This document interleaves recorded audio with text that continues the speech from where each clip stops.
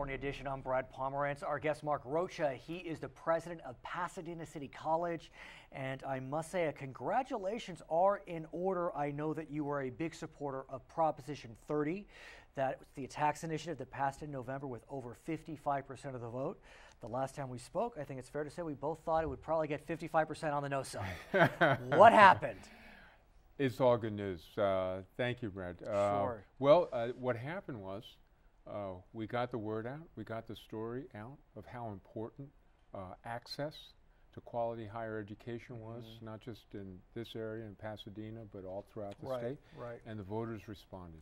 What's interesting is we hear this narrative that part of the reason why President Obama did so well in California is because the youth vote came out and they voted strongly for President Obama.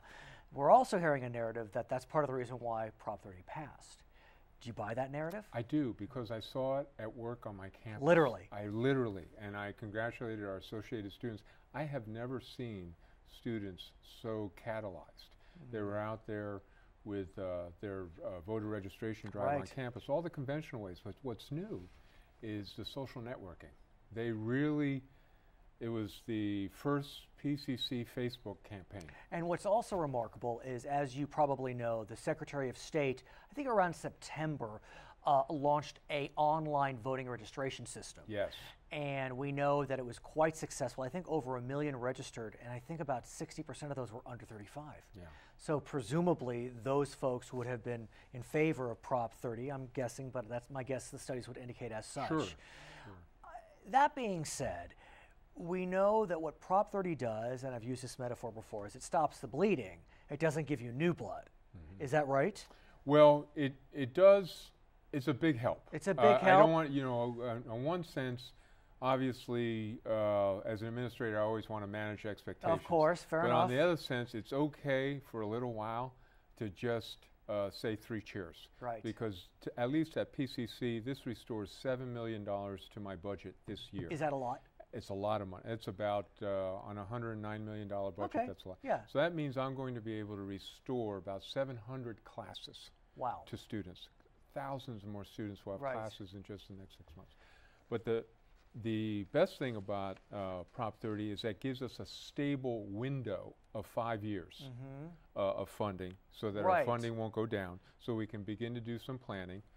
And then, of course, we have the wind at our back. It looks like the economy's coming back a little bit. It does seem that way. So we went from, you know, in the summer to, you know, planning for the worst, to now we're moving forward with our plans. But it seems as if it kind of creates a status quo, almost a status quo ante, although maybe it'd be better if it was ante a la 2007, but it doesn't. Right. What about starting to restore some of the big cuts that we saw over the last few years? I think community colleges lost $250 million, probably more. Right. Well, one thing that was one of the effects of the cuts is that we learned how to be more cost effective. Which isn't bad. Which is not a bad thing. So the administration is slimmer. We are putting in a new computer system so that students can get student services registration much more quickly. So we joined the 21st century. That the budget cuts forced us to do that. Sure, look, our stock and trade is making sure that students who normally wouldn't have access have access. So we're going to put most of our money into classes, but we still have a job to do in terms of technology and so on. But look, we're not complaining. We're grateful to the voters, and we're going out there and looking at what some of our other opportunities are to raise money. And let's talk about that, because the Los Angeles Times did a pretty impressive story about a new trend in community colleges. And that trend is presidents like yourself, foundations, working community colleges, raising money. I mean, we know that four-year institutions raise money, hundreds of millions of dollars they raise. Community colleges have not done that.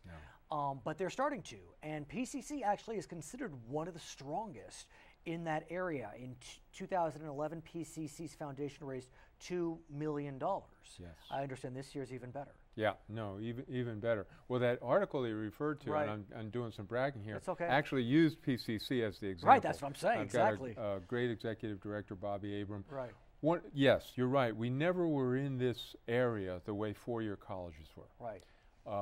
And now that we've gone out there, we find that we have a story to tell and thousands of alums who enjoy listening to it. And as we speak, in the last few weeks, you had 2 alums that gave thousands, in fact, hundreds of thousands of dollars to PCC, allowing you to raise about $4 million in 2012, doubling your draw in 2011. Tell us about some 2 very significant gifts. It was a great week for us. No doubt, no doubt. Great week. The Bob and Addie Westerbeck Foundation. Bob was a former PCC alum, and his wife Addie, who just passed, lived to 104, Nice. was a music teacher, and they left us $850,000 That's this a lot week, of money. and we're naming the new recital hall in our new Center for Fair the Arts enough. for them. And the Christine Bilecki was a faculty member, and she left a bequest of $100,000. And that's in addition to literally hundreds of donations that we've received. What's interesting is, in the past, foundations at community colleges have been raising money for scholarships, Right. which is nice. But the 4-year institutions, they're raising money not just for scholarships, but for actual programs, for classes. For programs. And so is PCC, as an example, raising money not just for scholarships, but to restore classes, to build buildings, to open new programs? Right. We had our new Center for the Arts opens in July, 75,000 square foot building.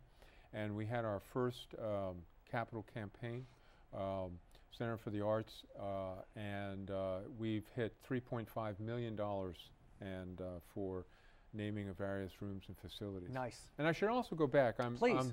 the beneficiary of sitting in the chair that Chancellor Jack Scott once sat in. And Jack Scott just retired and as the chancellor of the entire system. And Jack, of course, state senator, Right. when he was president of PCC, raised $40 million for our library back in the 90s. So we have a devoted community, and so we are, see the future as an opportunity. But here's a challenge. I was reading a study, I think the article talked about it. Council for Aid to Education found that while 20% of alum of 4-year institutions will provide donations to their college, less than 1% of 2-year grads do that.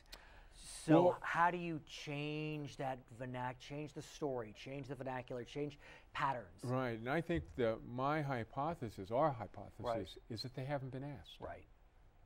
And and that's what I'm saying. When we go out and talk to our alums,